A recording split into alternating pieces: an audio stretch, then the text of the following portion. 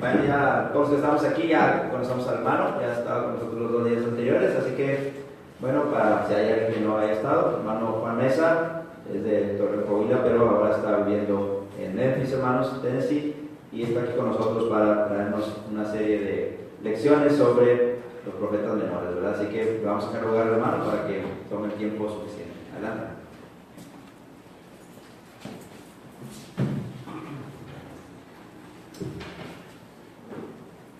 Buenas tardes, hermanos, una vez más. Buenas tardes.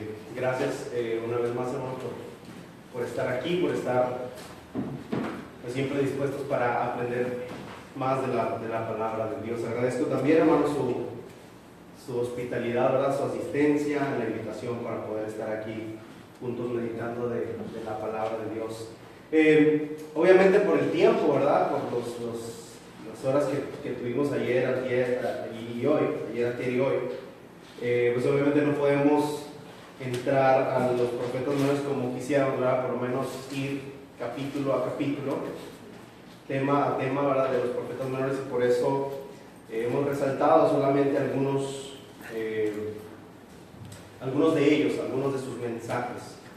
Hemos estado hablando el primer día de una introducción de cómo entenderlo mejor, en general, cómo entender mejor el mensaje del Antiguo Testamento y cómo lo podemos conectar de una manera cristológica, ¿verdad? De una manera cristocéntrica, en donde también Jesucristo es resaltado en toda la Biblia.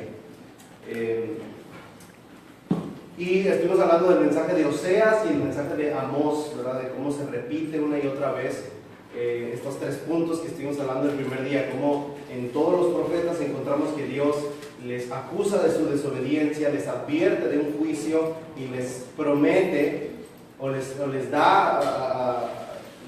hace ver que hay disponible una restauración para ellos, ¿verdad? Y que el pueblo de Israel y el pueblo de Judá, en este momento histórico que ya están divididos como reino, están recurriendo frecuentemente a la idolatría, al ritualismo y a la injusticia social, ¿verdad? Y hemos estado hablando antier y ayer sobre estos 3 temas, ¿verdad? La idolatría, de cómo es a veces tan fácil caer en la idolatría sin darnos cuenta. Es más, estando señalando la idolatría, a veces podemos caer nosotros mismos en eso, ¿verdad? Porque a veces hemos limitado el concepto de idolatría, lo hemos limitado y pensamos que idolatría es toda persona que se dirige ante una imagen, ¿verdad? Y hemos dicho que idolatría es mucho más que eso, y a veces es más fácil caer en la idolatría de lo que pensamos.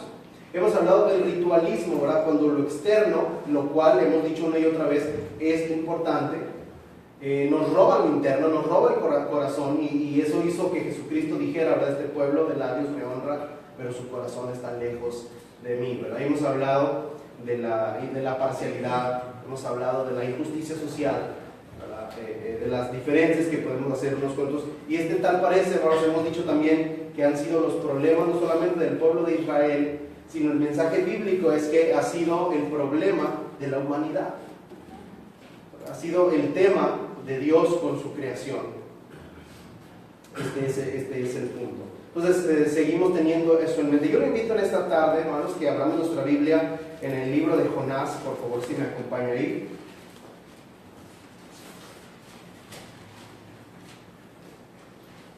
En el libro de Jonás, y vamos a resaltar algunas cosas, hermanos, aquí en el libro de Jonás, que le aseguro que vamos a encontrar interesantes, sobre todo de ayuda y de enseñanza para nosotros como iglesia, ¿verdad? En el libro de Jonás. Y bueno, este libro, hermanos, es pequeño, es con 4 capítulos. Vamos a estar leyendo algunos versículos y resaltando algunas ideas. Déjenme decirle, hermanos, que en el libro de los 12, en los 12 profetas menores, hay básicamente 3 divisiones, ¿verdad? Todavía hay 3 subdivisiones dentro de los libros de los profetas menores, ¿verdad? Hay 6 de ellos, 6 libros de los 12. Hay 6 libros que se conocen como los profetas preexílicos. ¿Alguien adivina por qué preexílicos? Antes del exilio. Antes del exilio, ¿verdad? Antes del exilio. 6 de ellos, hermanos, dieron su mensaje antes del exilio. ¿sí? Y estos son, vamos a ver si nos hablamos, Oseas, Amós, Joel, Miqueas, Habacuc, Sofonías, esos 6. Esos 6, hermanos, son del preexilio, dieron su mensaje a Israel o a Judá, o en el caso de Miqueas, a ambos, antes del exilio. Por eso, estos 6, hermanos, se enfocan mucho en el juicio, en el primer y en el segundo punto, ¿verdad? Y también en el tercer punto de la restauración. Pero estos 6 libros, vamos a ver si me acuerdo otra vez de los 6. Oseas, Joel, Amós, Habacuc, Sofonías y Miqueas. Está, si nos acordamos. Sí, esos 6 son los 6 del preexilio. Y nosotros vamos a encontrar en estos 6 que una y otra, ¿se acuerdan? Bueno, no tuvimos tiempo de estudiar eso, ¿verdad? Pero también es muy interesante la plaga de langostas de Joel, como en el capítulo 1, Joel habla de una plaga literal de langostas. Langostas literales. Y en el capítulo 2 es una plaga de langostas simbólica, ¿verdad? Representando a un ejército que viene a tomar la ciudad y su nación. Pero en estos 6 mensajes del preexilio, Dios les manda el mensaje a través de los profetas y les dice: arrepiéntanse porque va a venir un juicio terrible. Por ejemplo, en el capítulo 2 de Joel, Dios le dice: si les pareció fea, si les pareció horrible la plaga de langostas, no se imaginan lo que un ejército invasor les va a hacer. Si quedaron destruidos con una plaga de langostas, no se imaginan lo que un ejército les va a hacer. Y muy probablemente está refiriéndose a los babilonios, ¿verdad? Y lo interesante de esto, hermanos, es que dice Joel capítulo 2, el capitán que liderea las tropas de Babilonia en contra de Israel es Jehová mismo. Y uno dice: ¿pero por qué Jehová le hace esto a su propio pueblo? Porque ¿cómo es posible que Dios diga, verdad, yo soy el capitán de Babilonia que los lleva, Joel capítulo 2, a destruir a Israel, verdad? Y es porque Dios, hermanos, es el creador del juicio, Él es el que trae el juicio. Entonces, en estos 6 libros del preexilio encontramos mucha advertencia ante el juicio y arrepentimiento. Y yo le aseguro, hermanos, que si el pueblo se hubiese arrepentido, no hubiese habido exilio. Hay muchas personas que se niegan a creer esto. Porque dicen: no, Babilonia ya estaba determinado, Babilonia ya era un imperio. Pero recordemos que Babilonia no es más que un instrumento de Jehová, ¿cierto? No es más que un instrumento de Jehová, y es el juicio que Dios trajo a su pueblo por su desobediencia. Y en estos 6 mensajes, de estos 6 profetas que mencionamos, encontramos la advertencia una y otra vez: arrepientan, porque viene un juicio terrible, no va a quedar nada. Y el pueblo no se arrepintió y vino el exilio. Entonces son los 6 profetas del preexilio. Y luego existen 3, hermanos, los que se llaman profetas del post-exilio. ¿Por qué del post-exilio? Son después del exilio, ¿verdad? Son después del exilio. Yo quiero aclarar, ¿verdad?, de qué es el post-exilio y no asumir, ¿verdad?, que todos estamos familiarizados con eso, para que tengamos bien claro. 6 antes del exilio, 3 después del exilio, que son Ageo, Zacarías, Malaquías. Ageo, Zacarías y Malaquías. Y el mensaje de estos 3, hoy vamos a ver uno de ellos, hermanos. Yo quise que viéramos el mensaje del preexilio, el mensaje que no tiene que ver ni con el preexilio ni posexilio, que es Jonás, y el mensaje del posexilio. Vamos a ver también hoy Ageo, para llevarnos como puntos de cada uno. El mensaje del posexilio, hermanos, ya es diferente. ¿Por qué? Porque ya sucedió el exilio. Ya pasaron 100 años entre el mensaje de Sofonías, el último de los del preexilio, y entre Ageo, el primero del posexilio. Pasaron más o menos 100 años. Ya no, ¿verdad? Que ya no puede ser igual el mensaje, ¿verdad? Porque ya pasó. Ahora, ¿cuál cree usted que es el mensaje, hermanos? Restauración. ¿Qué tipo de advertencia se les daría en estos 3 últimos profetas? Ya no es cuidado que viene el exilio, ahora es que cuidado de no hacer lo que ellos hacen. exactamente, tenga cuidado de no volver a hacer lo mismo. Mire que aprenda de sus abuelos, y este es el mensaje que encontramos en estos 3, ¿verdad? ¿Se acuerdan, Malaquías? Ustedes me han robado. ¿Se acuerdan, hermanos? Sus padres me robaron. Y ellos preguntan: ¿cuándo te hemos nosotros robado, Señor? ¿Verdad? Aprendan de lo que les pasó. ya no vuelvan a caer en juicio, tengan cuidado, reconstruyan mi casa, que estaba todo destruido, ¿verdad? El mensaje es diferente. Entonces son los 6 del preexilio, 3 del postexilio, y vienen 3 hermanos, que son Abdías, Jonás y Nahum. Sí, y Nahum, Abdías, Jonás y Nahum, quienes su mensaje no es para el pueblo de Israel, no es ni para el reino del norte ni para el reino del sur, ¿verdad? Abdías, su mensaje es para Edom, Jonás, usted lo sabe desde niño, para Nínive, y Nahum otra vez para Nínive, 100 años después de Jonás, ¿verdad? Entonces estas son las tres maneras en las que usualmente vamos a encontrar que clasifican a los profetas menores: las 6 del preexilio, 3 a países extranjeros y 3 del post-exilio, por el cual su mensaje es diferente. Por eso usted encuentra, ¿verdad?, que en los últimos 3, Ageo, Zacarías y Malaquías, el mensaje es diferente. En Zacarías encontramos algunas visiones, hay una cuerda de medir que está midiendo el templo, ¿se acuerda? Y que ya no es suficiente, y que ya no alcanza. Y el mensaje de la cuerda de medir es que el templo ya no es suficiente para abarcar a los creyentes, de que ahora viene un reino que no se limita a Jerusalén, y la cuerda de medir ya no alcanza para medir.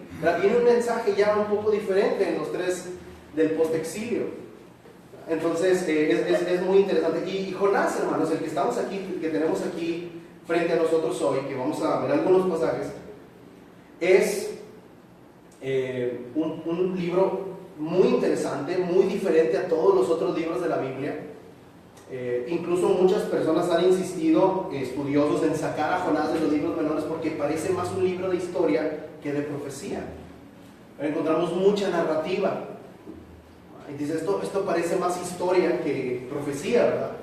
Es un libro muy interesante. Jonás no le profetizó ni al reino del norte, Israel, ni al reino del sur, Judá, sino a Nínive, ¿verdad? Y usualmente la historia que conocemos, y hoy vamos a tratar de hacerle un poco más de justicia a Jonás, y vamos a ver que Jonás tenía razón, hermanos, en no querer ir a predicar. Él tenía una razón muy buena y tenía razón. Y le vamos a hacer justicia a Jonás. Y usualmente, hermanos, decimos, no, Jonás, no, era un profeta perezoso que no quería ir. Y no es así, no es así, ¿verdad? No es que no quería ir a predicar, él tenía una razón, y tenía la razón, ¿verdad? Tenía la razón, entre comillas, es decir, sucedió lo que él tenía miedo, y por eso no quería predicar. Pero si estamos en el capítulo 1, dice, el Señor le dio el siguiente mensaje a Jonás, hijo de Amitai: levántate, ve a la gran ciudad de Nínive, pronuncia mi juicio contra ella, porque he visto que perversa es su gente. Entonces, versículo 3, Jonás se levantó y se fue en dirección contraria para huir de Jehová. Descendió el puerto de Jope, donde encontró un barco que partía para Tarsis. Compró un boleto, subió a bordo y se embarcó rumbo a Tarsis con la esperanza de escapar del Señor. Y esta parte es muy importante, la última frase del versículo 3. Se fue pensando que podía escapar de Jehová. ¿Hay alguien que puede escapar de Jehová, hermanos? Yo no sé, hermanos, y bueno, no quiero ser irreverente ni irrespetuoso, pero yo no sé si Dios se ría o si Dios sonríe, no sé.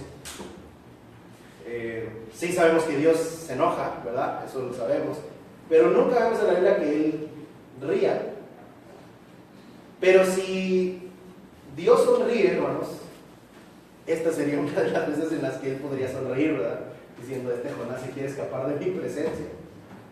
Imagínense, hermanos, Dios que todo lo ve. Imagínense a Dios en su trono, todo lo ve, todo lo sabe, porque es omnisciente, y está presente en todo lugar. Y Jonás, imagínense la escena. Jonás dice, no, me voy a ir a Tarsis para que Jehová no me vea, ¿verdad? Es ilógico, ¿verdad? Y entendemos eso, es ilógico que Jonás pueda huir de la presencia de Jehová. Y se va, ¿verdad? Huye.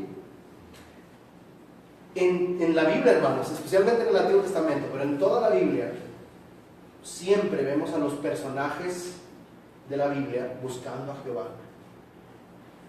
Y Jonás es una de las pocas raras veces en la que Jehová persigue a una persona. Siempre es al revés. ¿Se ha fijado en eso?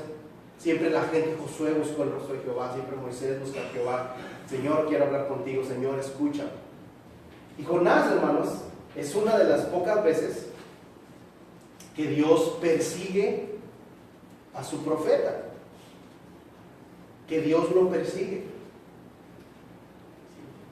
Y esta es una de las imágenes, hermanos, que el libro de Jonás nos quiere dar y que nos quiere dar a que entendamos y a que procesemos, que Dios persigue a su profeta. Yo no sé si usted se acuerda, los que tienen hijos, cómo usted tiene las carreras que usted se tiene que echar cuando usted tiene hijos de 2, 3, 4 años. Uno pierde el glamour totalmente persiguiendo a sus hijos, ¿cierto? Si usted tiene hijos de esas edades, ¿verdad? Y que lo tienen, yo tengo una niña de 3 años y si yo la suelto, arranca corriendo, ¿verdad? Y si no puedo, cuidado, la atropellan en la calle, ¿verdad? Y yo puedo andar de corbata, puedo andar de vestir, o puedo andar vestido para una fiesta, pero si hay que corretearla, ¿sí o no? Y hay que perseguirla, ¿verdad? Y así uno se toque meterse en un charco, uno persigue a sus hijos, hermanos. Y esta es más o menos la figura que el libro de Jonás nos quiere dar, que Dios persigue a su hijo. Y él quiere huir y él se quiere ir, ¿verdad? En este libro, hermanos, Jonás es el niño de 3 años, de 2 años que quiere salir corriendo y que Dios lo persigue, ¿verdad? Y fíjense las formas, hermanos, en las que Dios está atrás de Jonás, en la que Dios persigue a Jonás, ¿verdad? Jonás dice, bueno, se va a ir a Tarsis, que muchos piensan que es uno de los puertos de España, no tenemos seguridad de eso, pero sí sabemos por lo menos que es lejos, que se quiere ir muy lejos. Y Dios, hermanos, dice aquí la escritura que él se va a un barco y que Dios desata una tormenta. Dios desata una tormenta. Dice el versículo 8, así que los marineros le reclamaron, ¿por qué nos ha venido esta espantosa tormenta? ¿Quién eres? ¿En qué trabajas? ¿De qué país eres? ¿Cuál es tu nacionalidad? Versículo 9, soy hebreo, contestó Jonás, y temo a Jehová, Dios del cielo, quien hizo el mar y la tierra. Los marineros se aterraron al escuchar esto, porque Jonás ya les había contado que huía del Señor. ¿Y por qué lo hiciste? Se quejaron, versículo 11, como la tormenta seguía empeorando, le preguntaron, ¿cómo debemos hacer contigo para detener esta tempestad? Y él solito dijo, versículo 12, ¿verdad? ¿Qué dijo él? ¿Qué tenemos que hacer para que pare la tormenta? ¿Y qué dijo él? Échenme del mar, ¿verdad? Él solito lo confesó, si ustedes me echan del mar se les van a acabar todos sus problemas. Sin embargo, versículo 13, los marineros remaron con más fuerza para llevar el barco a tierra, pero la tempestad era tan violenta que no lo lograron. Entonces clamaron a Jehová, Dios de Jonás, oh Señor, le rogaron, no nos dejes morir por el pecado de este hombre, no nos hagas responsable de su muerte. Oh Jehová, has enviado esta tormenta sobre él y solo tú sabes por qué. Entonces los marineros tomaron a Jonás y lo lanzaron al mar embravecido, y al instante se detuvo la tempestad. Los marineros quedaron asombrados por el gran poder de Jehová, le ofrecieron un sacrificio y prometieron servirle. Entre tanto Jehová había provisto que un gran pez se tragara a Jonás, y Jonás estuvo dentro del pez durante ¿cuántos días? 3 días y 3 noches. 3 días y 3 noches. Y hay una razón, ¿verdad?, por la cual el libro dice que 3 días y que 3 noches. El capítulo 2 es una oración, hermanos. Aquí cambia de género literario de lo que hablábamos el primer día, y el capítulo 2 se vuelve más un poema. Es una oración de Jonás. Incluso si usted se fija en su Biblia, en muchas Biblias lo ponen como si fuera un salmo. ¿Sí viene así en su Biblia? Capítulo 2, en el capítulo 1 viene como si fuera una historia, y el capítulo 2 lo acomoda como si fuera un salmo, ¿verdad? Porque es un lenguaje más proverbial, más poético. Y el versículo 2 dice, en mi gran aflicción clamé a Jehová y él me respondió, desde la tierra de los muertos le llamé. Y ha habido mucho debate, ¿verdad?, si Jonás murió o no murió, pero lo más probable es que es una figura del lenguaje porque es un poema, y él diga, es una oración, y él diga, Señor, yo me sentía como un muerto ya. Y la razón, hermanos, por la cual dije 3 días y 3 noches dentro del pez, es porque en el pensamiento hebreo ellos pensaban que tardaba 3 días el cuerpo, y al 4.º día era llevado al Seol. Entonces, el mensaje que nos quiere dar aquí es que estaba al borde de la muerte. Dios lo sacó cuando ella estaba a punto de irse al Seol, según el pensamiento hebreo.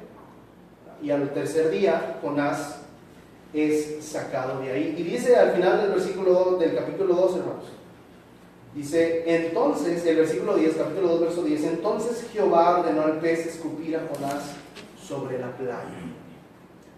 Y el pez, hermanos, escupe a Jonás en Nínive. En Nínive, hermanos. Lo escupe ahí.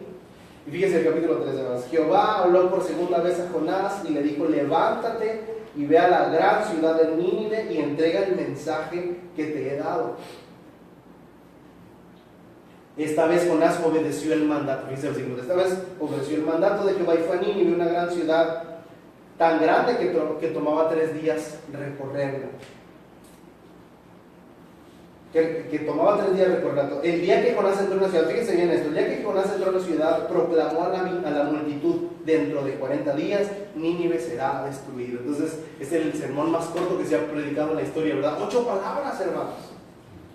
8 palabras el sermón de Jonás. No hizo invitación, quebró todas las reglas de homilética porque no tenía introducción, no tenía asuntos generales, nada, ¿verdad? Él solamente llegó y dijo, si no se arrepienten, Nínive será destruida. Y es obvio, hermanos, podemos darnos cuenta por el contexto que Jonás va a predicar a regañadientes, hermanos. ¿Y por qué sabemos esto? Porque cuando la gente se arrepiente, Jonás se enoja porque se arrepiente. Jonás se enoja, hermanos. A Jonás le molesta que se arrepienten ellos. Fíjense el mensaje, hermanos. 8 palabras, si no se arrepienten, Nínive será destruida. ¿Y cuál es la reacción de la gente, hermanos? Cuando él les predica este sermón así a regañadientes de 8 palabras nada más, todos se arrepienten, hermanos. Todos se arrepienten, empezando por el rey de Nínive. Dice aquí, la gente de Nínive creyó el mensaje de Dios y desde el más importante hasta el menos importante declararon ayuno y se vistieron de tela áspera en señal de remordimiento. Cuando el rey de Nínive oyó lo que Jonás decía bajo de su trono y se quitó sus vestiduras reales, se vistió de tela áspera. Entonces el rey ordenó, versículo 7, y dio un decreto de que todos iban a ayunar. Y si leemos del 7 hasta el 10, hasta los animales los pusieron a ayunar, hermanos. Fue tanto el temor del mensaje de Jonás que el rey ordenó ayuno y arrepentimiento hasta en los animales. Hasta los animales ayunaron, hermanos. ¿Sí? Por las 8 palabras, ¿verdad?, el mensaje de Jonás. Ahora, hay aquí algo que es interesante, hermanos.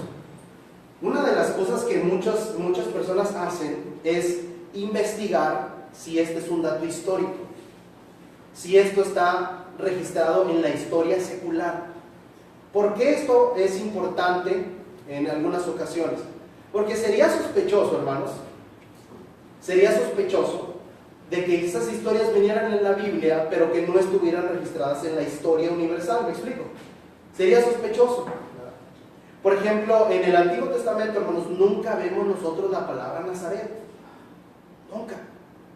Y de repente abrimos las páginas del Nuevo Testamento y existe una ciudad llamada Nazaret. Entonces uno puede pensar, ¿será que se la están inventando estos, verdad? Entonces uno investiga en la historia secular y efectivamente existe la ciudad de Nazaret, que fue una de las ciudades establecidas en la época intertestamentaria, ¿verdad?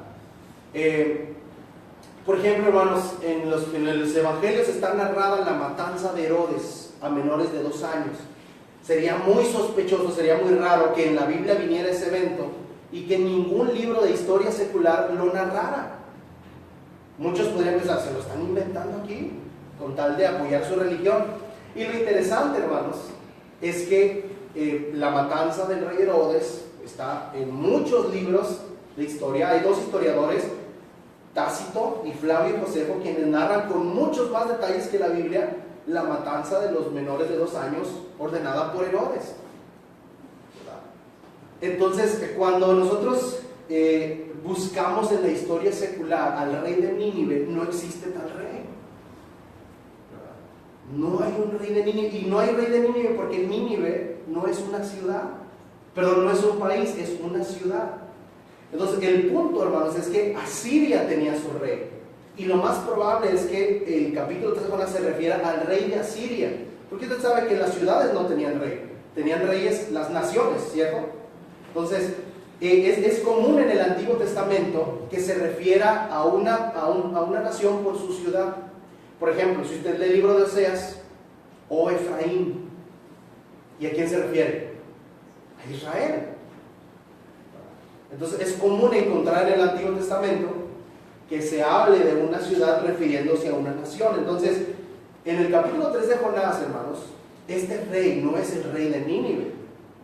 Es decir, sí es rey de Nínive, pero es el rey de Asiria, de toda la nación, y su capital, la ciudad más fuerte de Asiria, es Nínive en este tiempo. Nínive es la ciudad más fuerte. Incluso en otros libros de la Biblia se le habla el rey de Jerusalén, la ciudad de David. Y David no era nada más rey de Jerusalén, ¿verdad? Que no era rey de toda Israel, ¿verdad? Pero es la ciudad más poderosa que representa a toda la nación. ¿Sí?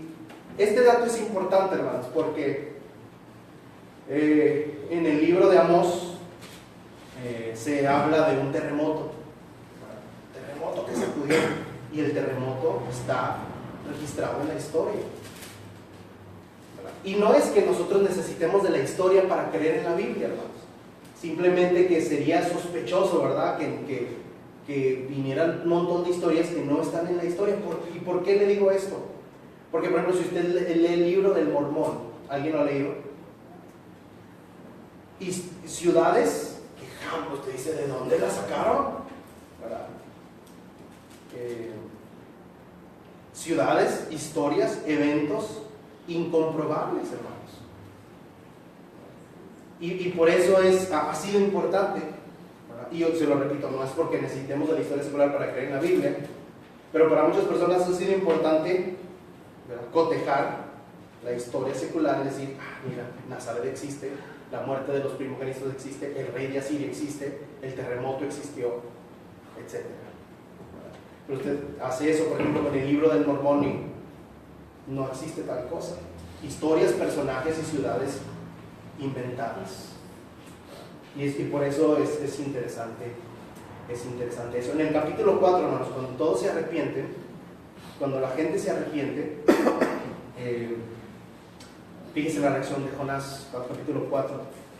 Este cambio de planes, versículo 1, molestó mucho a Jonás y se enfureció.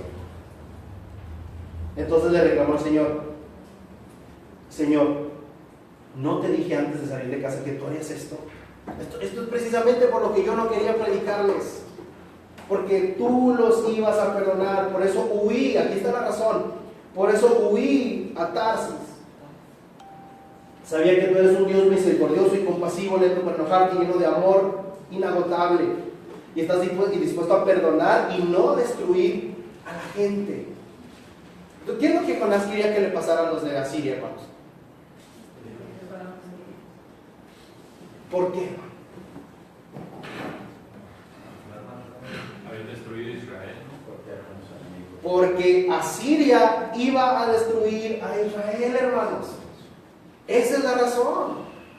Jonás sabe muy bien, hermanos, que si Dios deja vivo a los asirios los van a matar a ellos. Los asirios los van a destruir a ellos, hermanos. Jonás es la vida dice Jonás, si Dios nos perdona, nos matan a nosotros. Si Dios nos destruye, nosotros sobrevivimos. No es Jonás, hermanos, un perezoso, una persona que no cree en la predicación, que no cree en el perdón. No, hermanos, es que Jonás sabía que los asirios los iban a destruir.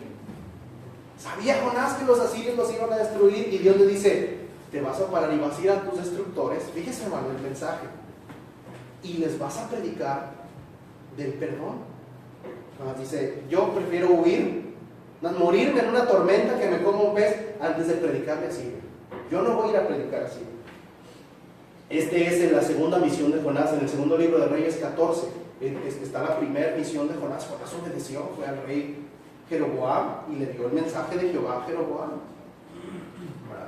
Jonás no siempre fue un desobediente, hermanos. Segundo libro de Reyes 14. Pero ahora, hermanos, Jonás no quiere predicar, porque si Dios llega a perdonar a los asirios, esos son los destructores de Israel. Y por eso él está tan molesto y él dice: yo sabía que si yo les predicaba, tú los ibas a perdonar. Y eso es precisamente lo que no quería. Dios nos perdona, hermanos, ¿Y qué pasó? Pasaron 100 años y encontramos el mensaje de Nahum. Y el profeta Nahum le dice a Nínive: hace 100 años Dios te perdonó, Dios te mandó a Jonás y tú como quiera destruiste a los de Israel. El mensaje de Nahum. Ahora sí, Dios les da el juicio a los asirios, pero vas a ser destruido. El libro de Nahum, hermanos, es el juicio 100 años después de Jonás por haber destruido a Israel. ¿Tenía Jonás o no la razón, hermanos? Estaba en lo correcto, hermanos, Jonás. Jonás tenía un buen punto por el cual no quería predicar. Si yo fuera Jonás, yo tampoco querría predicar al que me va a destruir a mí, al que va a acabar con mi vida, con mi ciudad, con mi casa, ¿cierto? Y Jonás dice: yo sabía que tú los ibas a perdonar. Y la razón, hermanos, otra vez que Jonás, por la cual Jonás no quiere predicar a los de Nínive, es porque después ellos iban a destruir. ¿Qué pasó? Que esa generación se arrepintió, pero pasaron 2, 3 generaciones más, 100 años, y los asirios continuaron con sus planes de conquistar a Israel, hermanos, y los hicieron pedazos. Los hicieron pedazos, hermanos.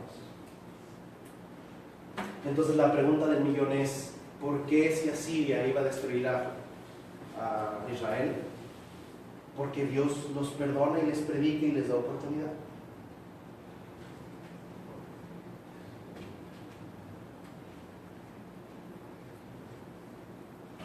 ¿Por qué, hermanos? Como dice Pedro, Dios quiere que todos procedan a arrepentirse. ¿Sí? ¿Sabe por qué Dios decide predicarles, hermanos? Porque el perdón y la gracia de Dios escandaliza a muchas personas, hermanos. ¿Se fijan eso? Cuando Dios decide perdonar a alguien y darle de su gracia, hermanos, nos puede causar escándalo, nos podemos escandalizar de las decisiones de Jehová. Pero la gracia, hermanos, de Dios es escandalosa. El perdón de Dios es escandaloso, hermanos. Y perdona gente que en nuestros juicios Dios no debería perdonar. Dios debería destruir. ¿Cierto? Dios debería destruirlos, no perdonarlos. Y para Jonás, hermanos, no tiene sentido que Dios les perdone si ellos los van a destruir. Porque, Señor, ¿cómo puedes preferirlos a ellos que a nosotros? ¿Cómo puedes perdonarlos cuando tú sabes que ellos nos van a destruir? Pues que así es el amor de Dios, hermanos. Y toda la Biblia, hermanos, no solamente el Nuevo Testamento, toda la Biblia está llena de la gracia de Dios. Y aquí está la prueba. Y aquí está el mensaje lleno de gracia, de amor, de compasión y de perdón para los de Nínive. Si usted lee el mensaje de Nahum, hermanos, Dios está muy molesto, lleno de ira contra Siria. Y destruye, Dios destruye y le trae juicio a Siria. Pero Dios le dio la oportunidad de arrepentirse. Dios le dio la oportunidad de... Con 8 palabras, hermanos, ellos entendieron el mensaje. Y después ellos no escucharon a Nahum. Después Dios les envió a Nahum. Dios dijo: bueno, escucharon a Jonás, a lo mejor escuchan a Nahum. Y no. Ya estaban tan llenos de pecado y de venganza y de odio que no lo escucharon y Dios los destruyó. Dios les trajo el juicio. Sí, pero ve que Jonás tenía un buen punto. Jonás tenía una buena razón, hermanos, por la cual él no quería predicarle. Pero la razón de Jonás no es la razón de Jehová. Ese es el punto del libro de Jonás. ¿Algún comentario, hermanos, o pregunta?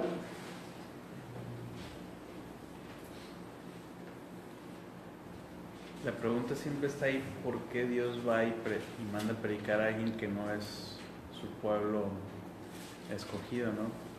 Y y luego empiezan los debates que de la ley, si era universal o era solamente para el pueblo, etcétera, etcétera. Y por eso el primer día es importante, ¿verdad?, que entendamos que Dios no es una deidad nacional, ¿verdad? Dios no es el Dios judío, ese es el Dios del mundo.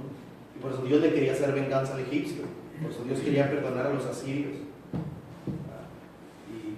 Y es importante eso, ¿verdad?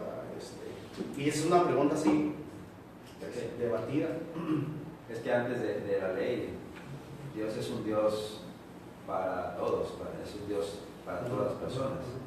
Y después de la ley, Dios tiene un pacto especial con Israel, pero Dios sigue siendo Dios de los gentiles.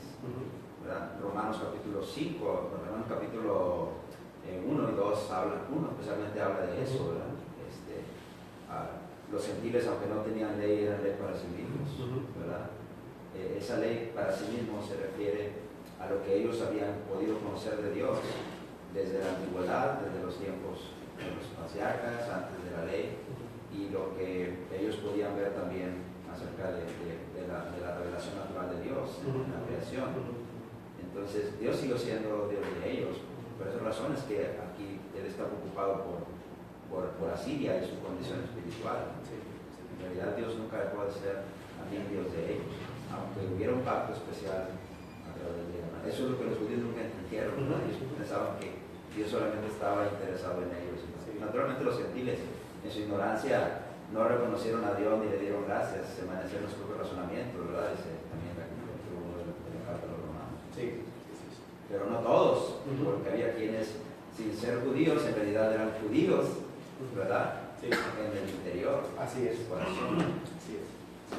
Entonces, eso es importante, ¿verdad? Entender que Dios quería usar a su pueblo para bendecir al mundo entero.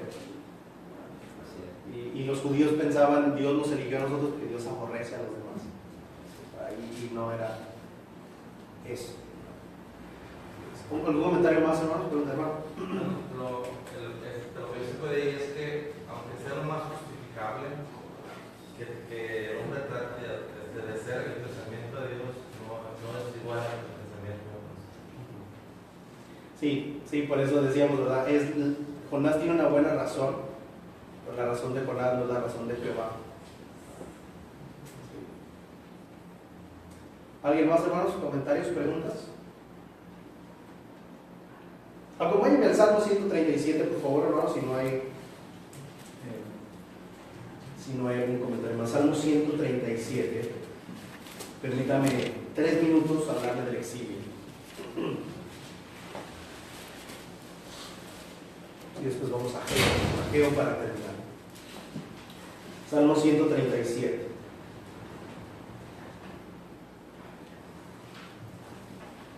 Antes de leer, hermanos, ¿alguien ha vivido o pasado una temporada fuera de México aquí? Alce la mano. Ok, algunos, ¿verdad? Y quizás ustedes van a entender mejor esto. Salmo 137. Fíjense lo que dice.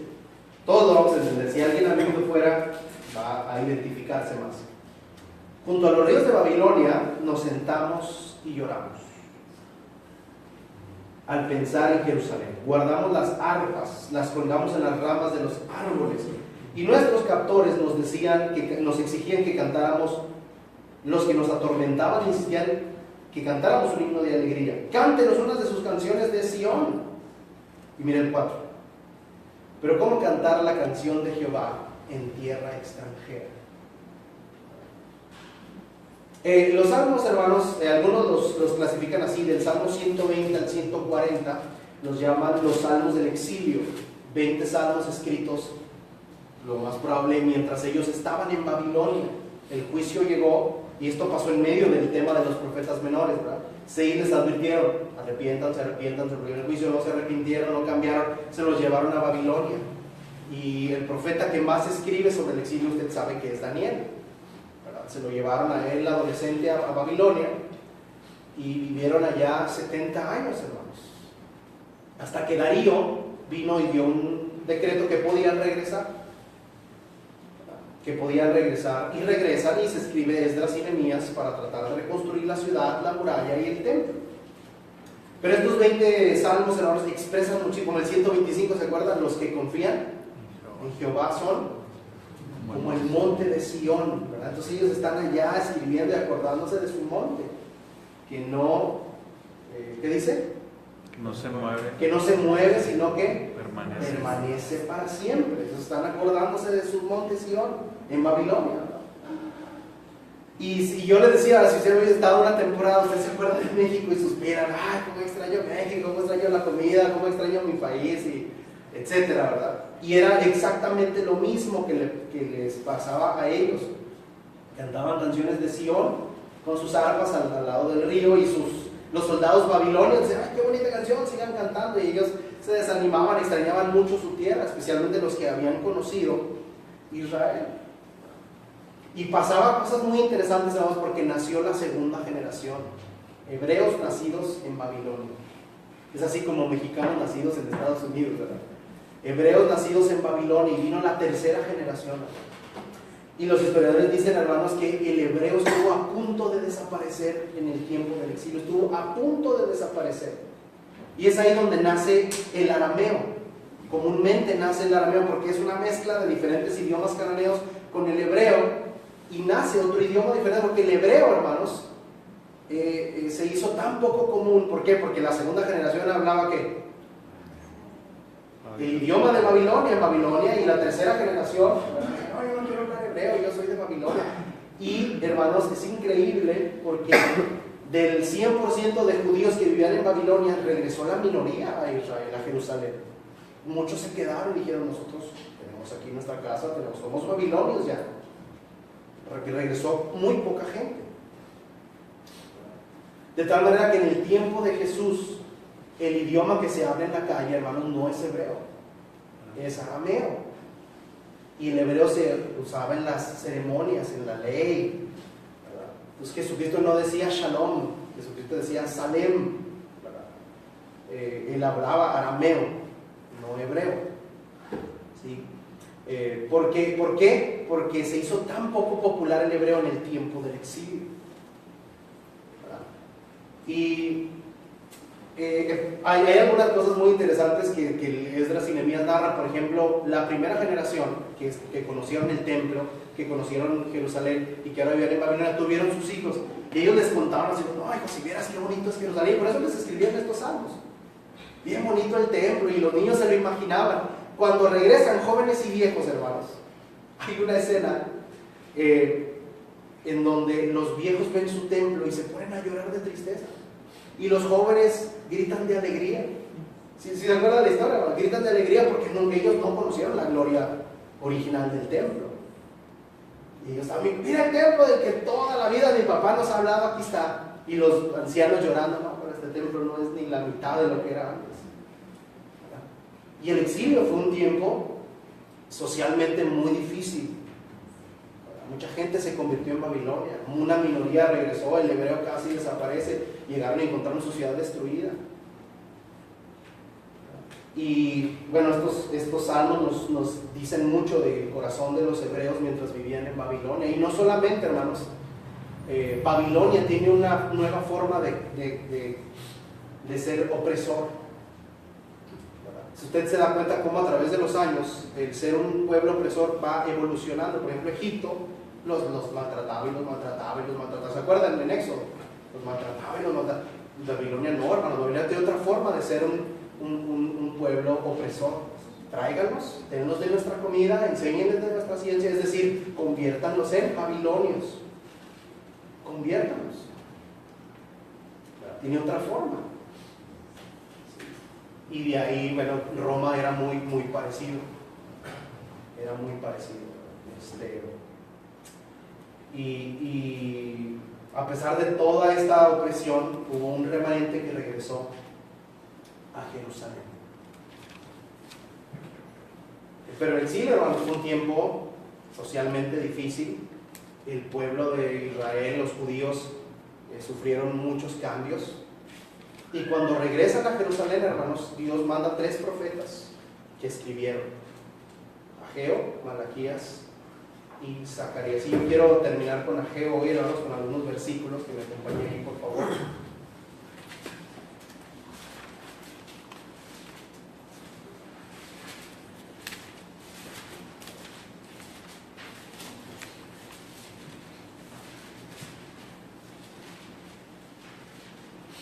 Tiene 2 capítulos, vamos a leer algunas cosas de aquí.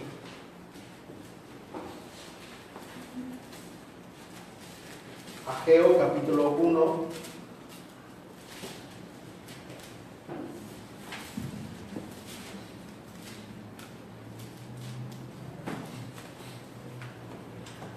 Capítulo 1, versículo 3, vamos a leer, vamos a explicar un poco de lo que pasaba en el contexto y después quiero que me ayuden a aplicar este texto y estas ideas a nosotros. ¿Cómo son ideas para nosotros? Fíjense el 1.3, hermanos. Bueno, desde el 2. Esto es lo que dice Jehová de los ejércitos. Ageo 1:2. Esto es lo que dice Jehová de los ejércitos celestiales. El pueblo alega: todavía no ha llegado el momento para reconstruir la casa de Jehová. Versículo 3. Entonces Jehová envió el siguiente mensaje por medio del profeta Ageo. Les dice: ¿por qué viven ustedes en casas lujosas mientras que mi casa permanece en ruinas? Esto es lo que dice Jehová de los ejércitos. Miren lo que está pasando. Tengan cuidado. Han sembrado mucho, pero cosechan poco. Comen, pero no quedan satisfechos. Beben, pero aún tienen sed. Se embriagan, pero todavía tienen frío. Sus salarios desaparecen como si los echaran en los bolsillos llenos de agujeros. ¿Cuál es el problema? ¿Cuál es el mensaje que Ageo le tiene que decir al pueblo de Israel? Otra vez, Ageo, Zacarías y Malaquías le quieren decir al pueblo dos cosas. Número uno, hermanos, que aprendan de la lección que ya vienen de vivir, del exilio. Aprendan de esa lección. Y número dos, hay que seguir con la vida adelante, hay que reconstruir la muralla, hay que reconstruir el templo, hay que reconstruir la ciudad. Pero cuando el pueblo de Israel llegó, hermanos, y usted dice: pero este pueblo es bien cabezón, ¿cómo no aprende, verdad? ¿Cómo no aprende la lección? Llegaron a Jerusalén, ¿y qué fue lo primero que hicieron? Según el versículo 3.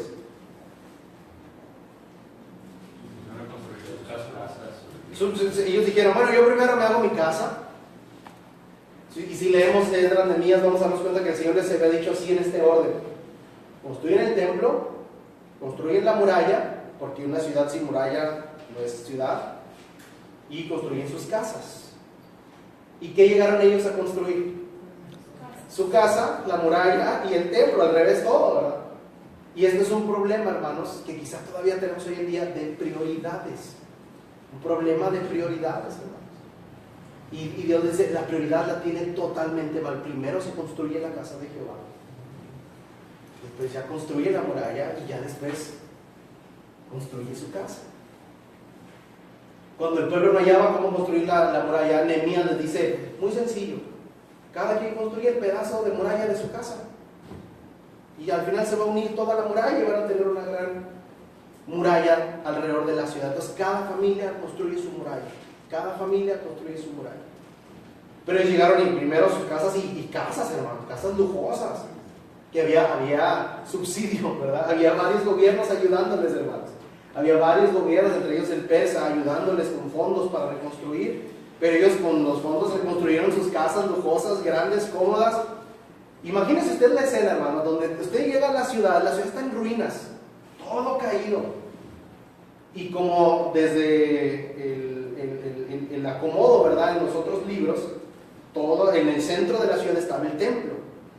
La gente, y alrededor de las casas estaba la muralla, en las casas y el templo. Y la gente, hermanos, dejó la muralla, dejó el templo, y ellos empezaron a construir sus casas. Imagínense la escena, la ciudad, entrar a la ciudad y en el centro, hermanos, todo destruido. Pero usted ve las casas y unas casotas, hermano, lujosas, grandes. Y Jehová dice: la prioridad está al revés. Construían casa. Y en el capítulo 2, ellos entienden y reconstruyen el templo de Jehová. Ponen ahí pausa a la reconstrucción de sus casas y se ponen a reconstruir el templo.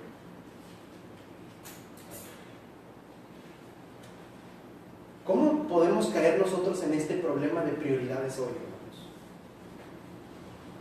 Que Dios nos dice: estás construyendo, sí, pero la prioridad está mal. Primero se construye la casa de Jehová, después la muralla, después y lo suyo.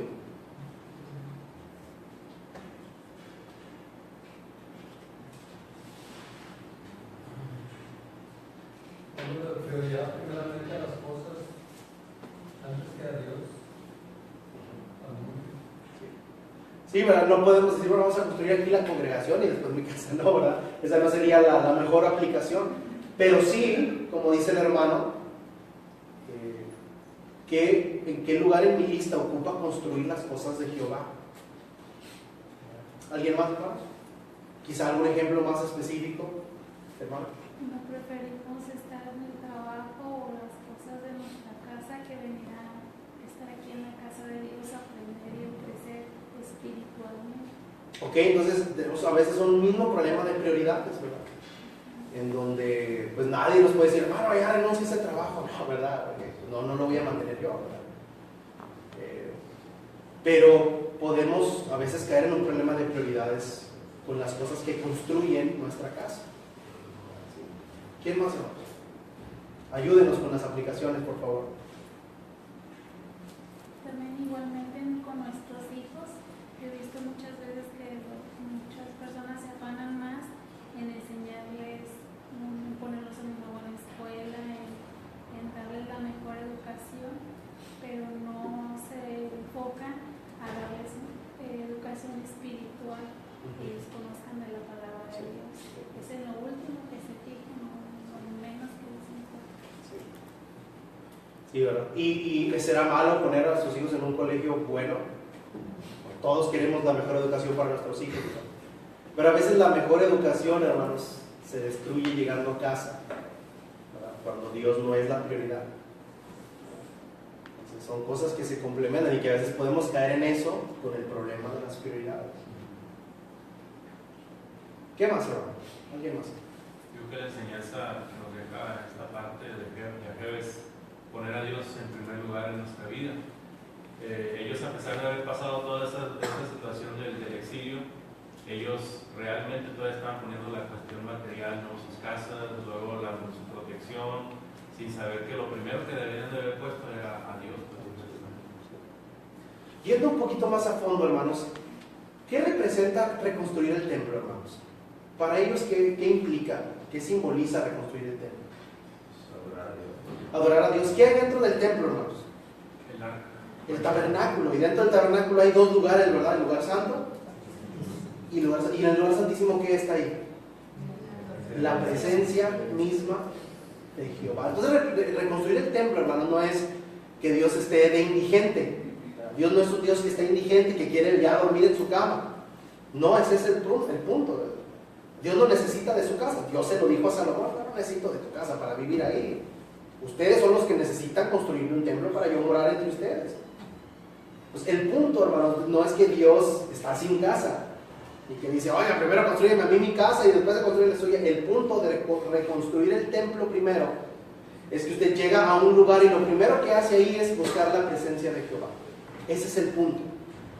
Reconstruir el templo, reconstruir el tabernáculo. Reconstruir el tabernáculo es restablecer el lugar santísimo donde está el arca, la porción de maná, la vara de Aarón, las tablas de la ley y la presencia misma de Jehová. Entonces ellos dijeron: pues primero vamos a construir nuestras casas, después buscamos la presencia de Dios. Es exactamente lo que Jesús dice en Mateo 6:33: más buscar primeramente el reino de Dios, su presencia, y las demás cosas como construir la casa, como serán añadidas. Y es verdad que todavía nos pasa eso a veces, hermanos, que llegamos a un lugar nuevo, hacemos un cambio en nuestra vida, y en lugar de decir: ok, lo primero que yo voy a hacer aquí es levantar un altar, es decir, buscar la presencia de Jehová, pedirle a Dios que bendiga esta situación, primero construimos la casa. Es decir, primero buscamos otras cosas de nuestro interés, ¿cierto? Y todavía, hermanos, luchamos los cristianos con el problema de las prioridades. Todavía luchamos ahí con las prioridades. Y Dios le dice al pueblo a través de Ageo: no puedes tú vivir en esa casa tan lujosa y que Jehová no tenga casa. Porque mientras no tenga casa, Dios no está con ustedes, porque la presencia de Dios no está ahí. Ellos entienden este mensaje. ¿Alguna otra aplicación, hermanos, o algún comentario? ¿Cómo nos puede pasar esto todavía, hermano? Bueno, no sé si vaya mucho el comentario, pero he escuchado yo varios hermanos que salen fuera de viajes y duran semanas, tal vez fuera de casa. Y he escuchado que comentan que siempre primero, antes de salir de viaje, antes de buscar, creo que el hotel donde se van a hospedar o la familia con quien se van a quedar, buscan la iglesia donde se van a ir a reunir.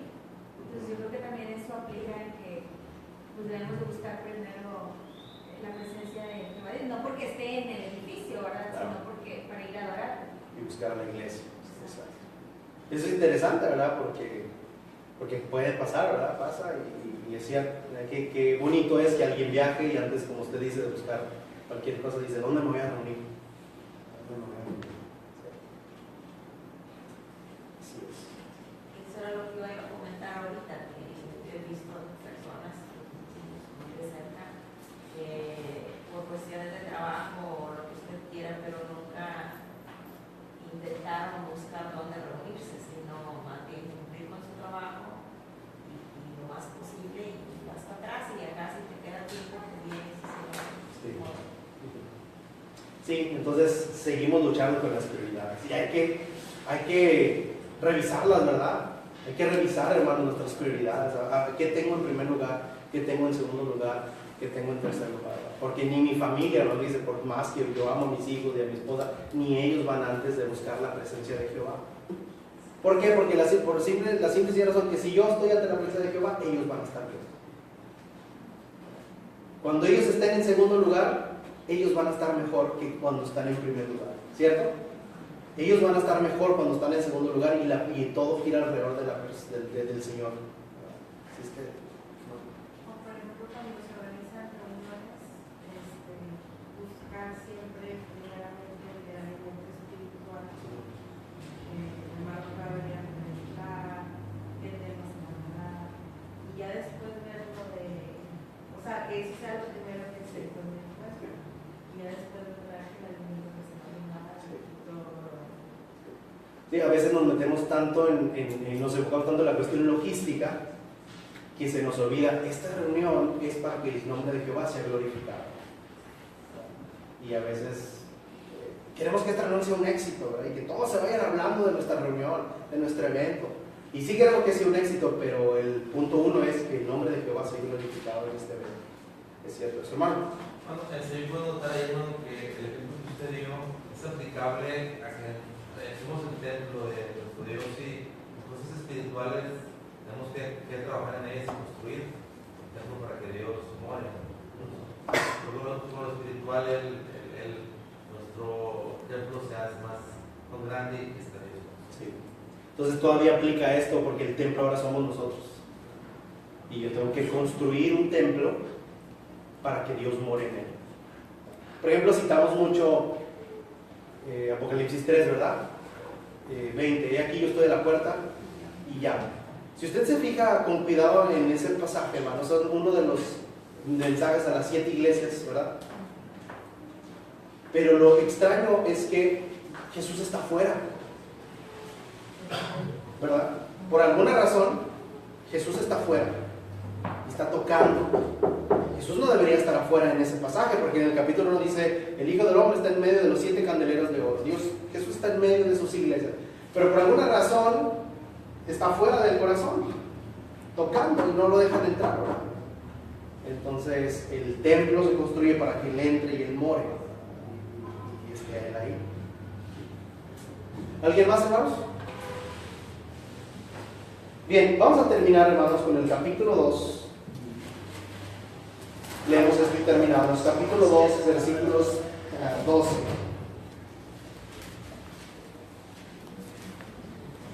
Yo no sé cuántos de que están aquí, hermanos, tienen cierto rol de maestros o de líderes, pero esto les va a ayudar muchísimo, nos va a ayudar muchísimo a recordar esto.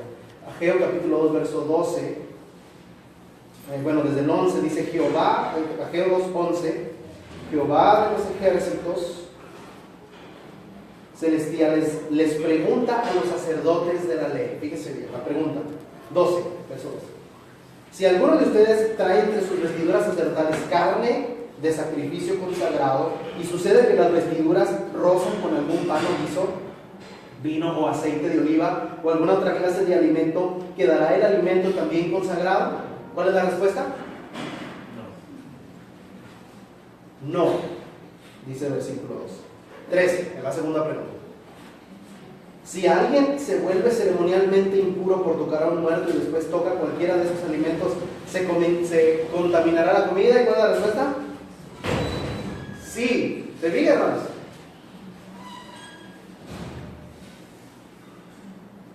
Versículo 14.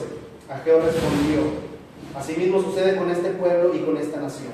Todo lo que hacen y todo lo que ofrecen está contaminado por su pecado. Mire, permítame ponerle estas dos preguntas aquí, una al lado de la otra. La pregunta de Jehová es: el sacerdote, el que dirige al pueblo, trae sus vestiduras y trae cosas santas. Él trabaja con cosas santas, ¿sí o no? El sacerdote, hermanos, trabaja con cosas santas. Prende el incienso, hace los sacrificios, pone el pan de la presencia. Y la pregunta es, ¿el sacerdote por tocar esas cosas santas, él se santifica? Y la respuesta del versículo 12 es, no.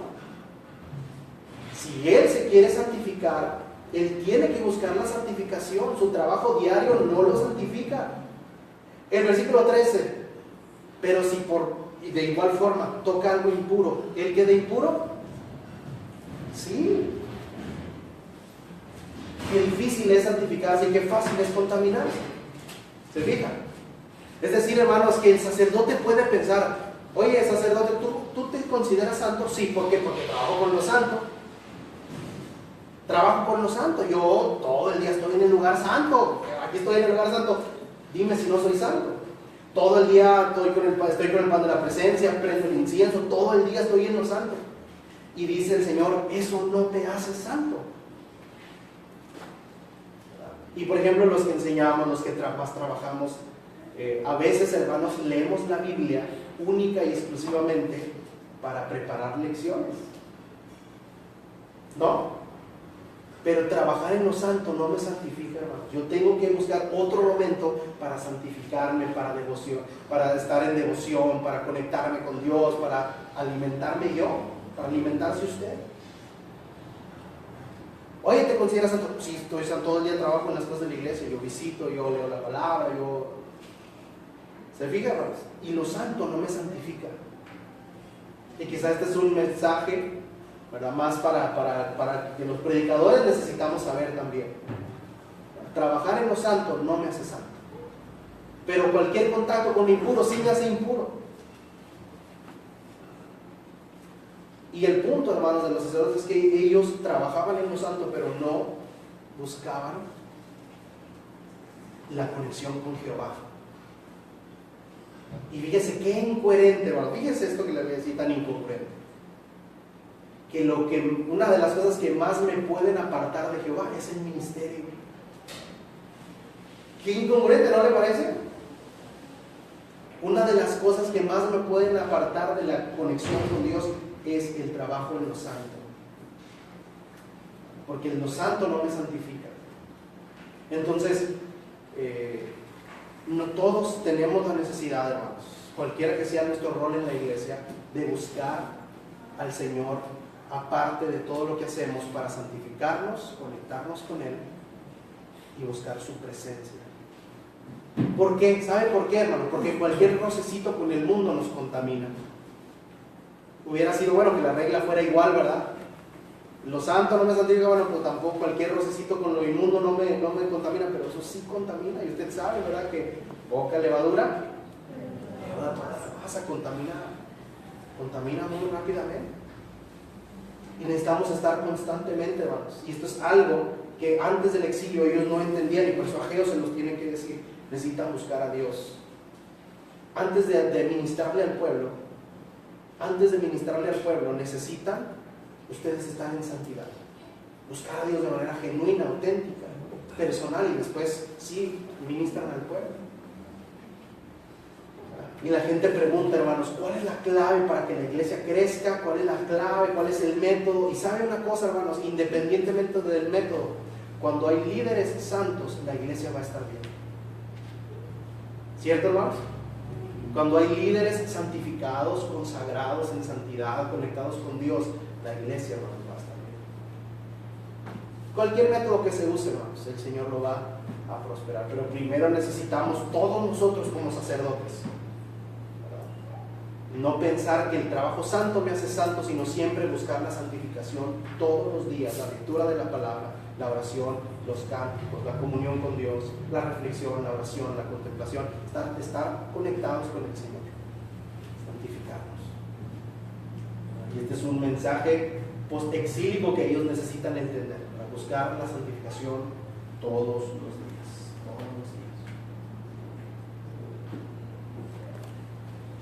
Bien, hermanos, nos quedamos hasta aquí. Ojalá en otra ocasión continuaremos, ¿verdad? Continuaremos con eso. ¿Algún comentario, hermanos? ¿Alguna pregunta que usted quiera hacer?